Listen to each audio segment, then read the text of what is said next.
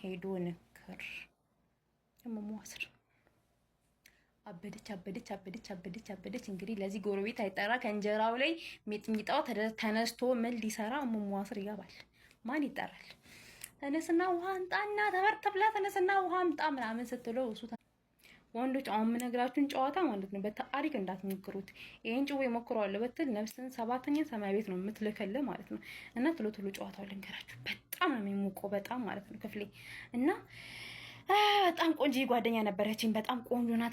ብዙ ወንድ ይፈልጋታል እና የሆነ ጀለሳለ በጣም ይፈልጋት ወይ ምናምንም ነገር ሊላት በጣም ይፈልጋታል እና በቃ ለመነ፣ ደጅጠና፣ ደወለ፣ ያልጋበዘው ያላደረገላት ነገር የለም። በቃ አልቆፈረ ጉድጓድ የለም እሷን ለማግኘት ማለት ነው። እሷ ግን አሻፈረኝ፣ በቃ አልሰማም፣ ገገማ ፋራ ነኝ አለችው ማለት ነው። አልሰማም ምናምን ነገር ትለዋለች እና በጣም ብዙ ለፍቷል ማለት እንዲህ ከምነግራችሁ በላይ በጣም ለፍቷል በእሷ። እሷ ግን ፋራ ነኝ ምናምን ነገር አለችው እና ከዕለታት ክፉ ቀን ቡና ምናምን ተፈላና ቤት ማንም የለም ብላ እኔ ጋር ደውላ ትጣራኛለች። እኔም ላጥላጥ እያልኩኝ እሷ ጋር እየሄድኩኝ ያለ መንገድ ላይ ከእሱ ጋር እንገናኛለን ማለት ነው። እና ኪሊት ቡና ጠጣናለች ምናምን ነገር ጠጥተን እንመለሳለን ብዬ እሱን ከመንገድ ላይ እየጎተትኩኝ እሷ ቤት መውሰድ። ከዛ በኋላ በቃ ለሶስት ነበር፣ እሷ ብቻዋን ነበረች። ለሶስት ቡናችንን እየጠጣን እየተጨዋወተን፣ እኔ ደግሞ ስራ ቦታዬን ከፍት ጥዬ ስለመጣሁኝ በቃ እኔ መሄድ አለብኝ ምናምን ነገር ብዬ ትቻቸው እኔ ወጣሁኝ ማለት ነው።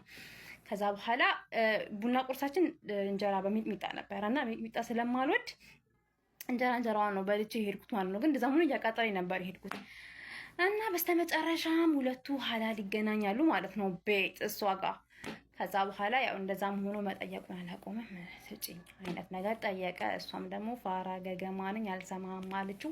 ከዛ በኋላ በቃ እሺ ምናምን እጅን አስታጥቢኝ ልሂድ ምናምን ነገር ይላታል። እሷም አይ በቃ ምናምን ነገር ብላ እጁን ታስታጥበዋለች። ሄዳ አጠገቡ ጋር ደቀሱ። ደግሞ እጁን ትጥጥብ ይለላችሁና የተረገመ ልጅ በሚጥሚጣ እጁን ሽት ያደርገና ሄዶ ንክር የመሟስር አበደች። እንግዲህ ለዚህ ጎረቤት አይጠራ ከእንጀራው ላይ ሚጥሚጣው ተነስቶ ምን ሊሰራ መሟስር ይገባል። ማን ይጠራል?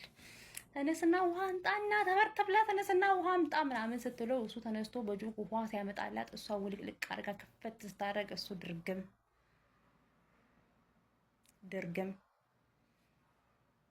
አበደች። አሁንም አበደች። እሱም ያው ሲያስገባ እሱም ያቃጥለዋል አልኩ። በቃ እየታጠቡ ለበለበኝ ብላ ክፍት ስታረግ እሱ ድርግም በቅጡ ዙሩ ራሱ ስንት እንደሆነ አያውቁትም። በቃ አልኩ።